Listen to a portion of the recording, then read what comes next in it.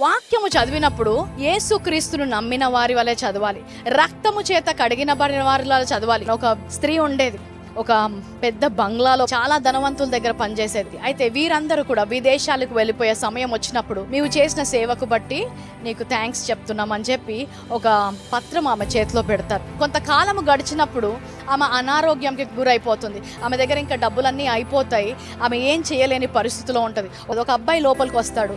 వచ్చి ఆమె స్థితిని చూసి చాలా జాలి పడతాడు. అప్పుడు అది తీసుకొని ఆయన చదవడం మొదలుపెట్టి ఆయన చాలా ఆశ్చర్యపోతాడు. ఆమెతో అంటాడు, ఏంటి నీకు చాలా ఆస్తి ఉంది కదా, నీకు కావాల్సినవన్నీ కూడా నువ్వు చనిపోయేంత వరకు నీకేమి కావాల్సినవి అవన్నీ సమకూర్చి దాని గురించి రాసి ఇందులో పెట్టి వెళ్ళారు అంటాడు.